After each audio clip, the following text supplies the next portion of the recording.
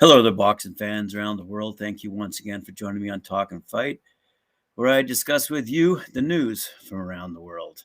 The headlines, courtesy of Boxing 247 across the pond, headed by Christian von Sponek, who also joins me on a Monday to Thursday show, where we discuss boxing in general.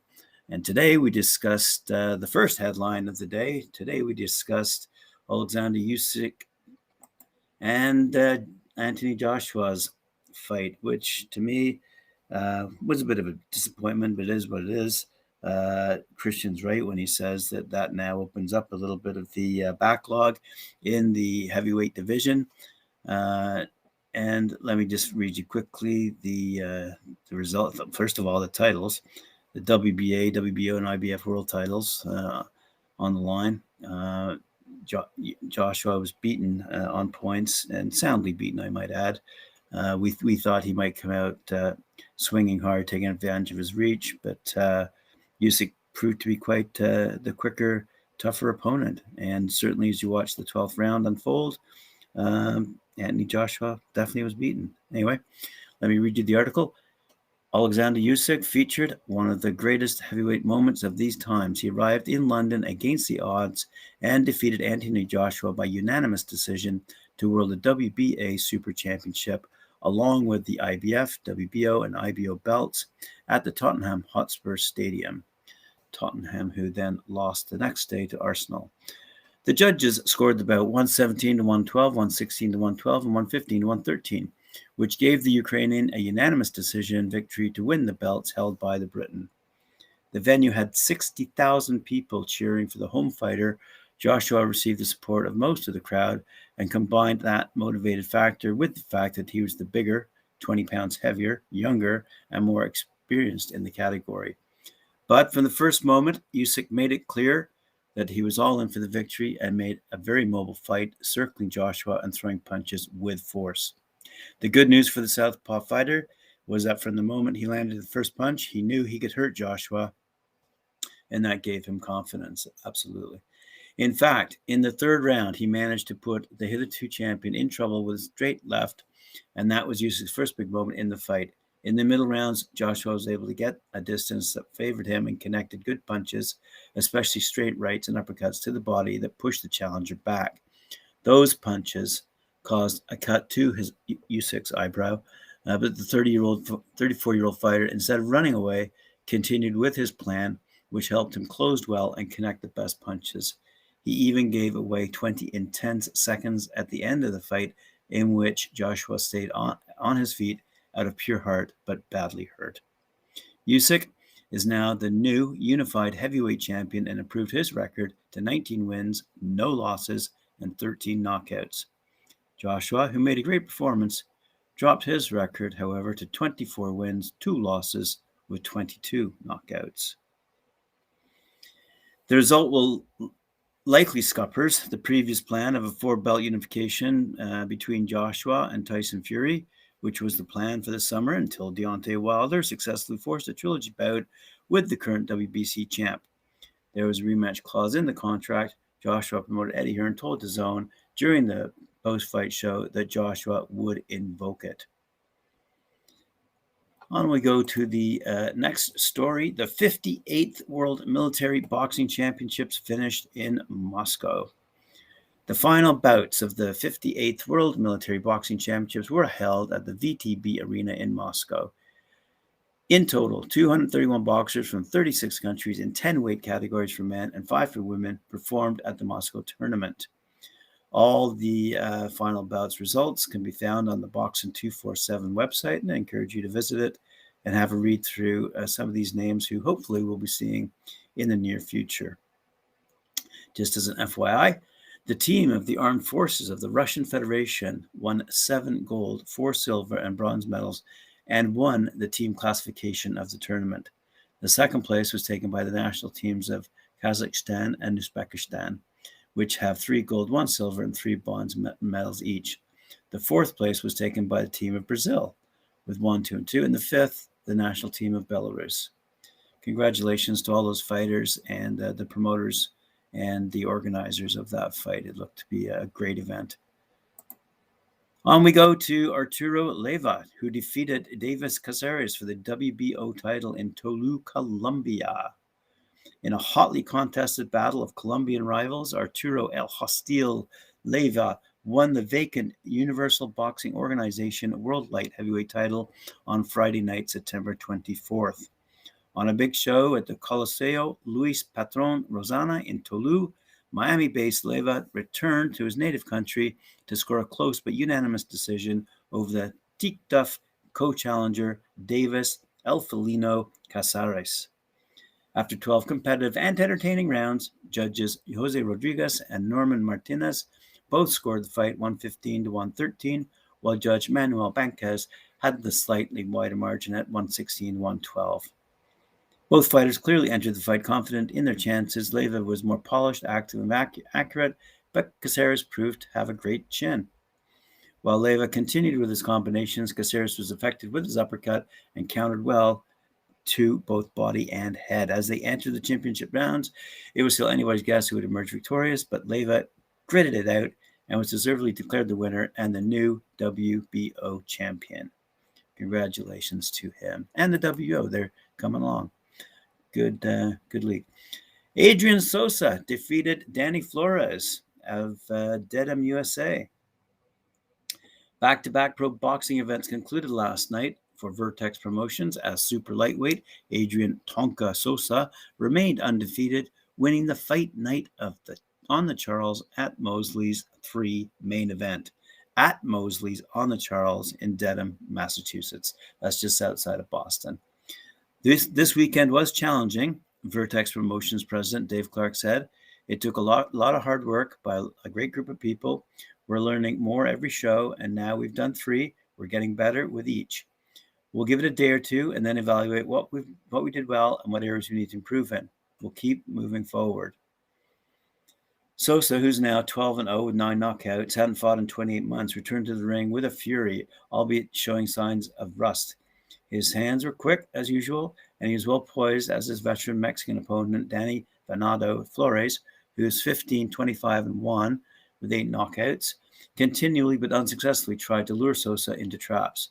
Sosa was the hunter, stalking a game. Flores, who often stayed in the corners or on the ropes, battling Sosa to mix it up. A great article to be found on Boxing 24/7 recapping that fight. As I said, in Dorchester, taking place in Mosley's on the Charles in Dedham. On we go to some WBA news. Artem Talkin versus Luis Concepcion. The purse bid takes place today. Might have been yesterday, actually. Today, September 27th. Yes, that is today. The purse bid for the mandatory fight between the WBA flyweight champion, the Ukrainian Artem Talkin, and the official challenger and former interim champion, Panamanian Luis Concepcion, will take place. Carlos Chavez will be in charge of directing the bid. That will begin at 10 a.m. local time in Panama, and which will be carried out throughout the Zoom platform. The Championships Committee sent the official communication of the purse bid to the interested parties at the time of the expiration of the negotiation period ordered by the pioneer body from August 16th to September 15th. Since the WBA did not receive an agreement between the parties, it called the purse bids with a minimum amount of $80,000 US to obtain the rights and the distribution of 55% for the champ and 45% for the challenger. In other WBA news, Leandro Blanc faces Junior Zarate for the WBA Fedelatin title in Argentina.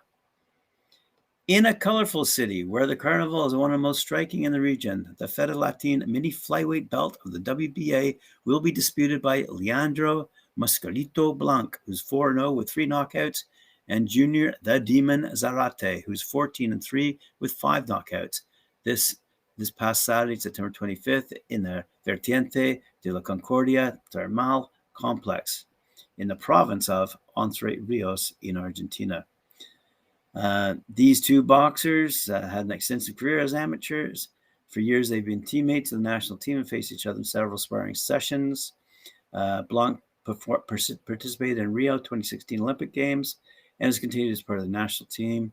For his part, Zarate, with more than 100 bouts with the Argentine flag, also participated in the WSB for the EIBA and competed in several world championships, among other competitions. It doesn't tell me who won, actually. So we'll have to keep track of that one. On we go to, let's call it the Mesquite Rodeo. On October 1st, we're going to see the Big Belt Championship. The poster that makes up the second date of the tournament, the Big Belt Champion, was presented to the media, introduced by the promoter, the Boxing Showcase, with the endorsement of the WBC. The Barra Brava Sports Bar facilities in Dallas, Texas, was an apt setting for the announcement of the card that will take place on October 1st at the Mesquite Rodeo at 8 p.m., and tickets are already on sale. In what will be on the program's main contest in an out-of-tournament combat, scheduled 6 rounds, 160 pounds, American Mark Guerrero Vasquez will clash against Mexican Ulysses Jimenez. Mark commented, "I feel great. We've been working for a long time, and we're learning many things in this gym. The last few days will make final adjustments and make sure we're ready. I've seen videos of my rival, and I know that the jab will help me a lot for landing my combinations." There are other fights on that card, and I encourage you to go to the boxing247.com website and have a read of that very extensive and very well-written article. Next up, over in the UK, Sam Eggington and Belil Jitku's battle will be shown in Birmingham Cinema. You might think this is huge news, but wait till you hear the next story. Sam Eggington and Belil Jitku's brutal fight of the year epic will be shown again at an exclusive select audience screening on Monday, the 4th of October at the Mockingbird Cinema in Birmingham's iconic Custard Factory. The WBC middleweight champion Eggington went to war with French rival Jitku earlier this month at the Coventry Sky Dome Arena, and from the opening bell, it was an unbelievable encounter that has been hailed as one of the best fights seen in the country in the last decade. After an exhilarating 12 rounds, it left the crowd and viewers watching live in shock at the sheer ferocity, relentless pace, and pure brutality. Eggington's hand was raised after winning on the judges' scorecards by split decision to retain his crowd.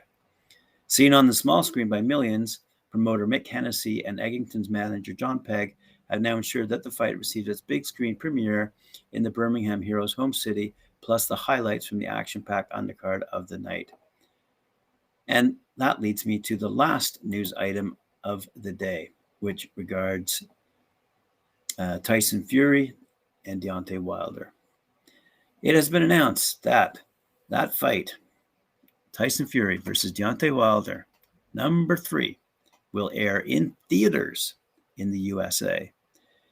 This is akin to the days when the WWF was starting out, when Vince McMahon couldn't obtain any broadcast rights on television, so he literally bought up cinema screens around North America and showed on Monday nights wrestling matches. This is reminiscent of that, even though that was probably 30 years ago. A large number of theaters in the United, and I'm talking large, a large number of theaters in the United States will show Fury versus Wilder 3, the long-awaited showdown of the WBC heavyweight trilogy between champion Tyson the Gypsy King Fury, who's 30-0-1 with 21 knockouts, and former champion Deontay the Bronze Bomber Wilder, who's 42-1-1 with 41 knockouts, on Saturday, October 9th at the T-Mobile Arena in Las Vegas.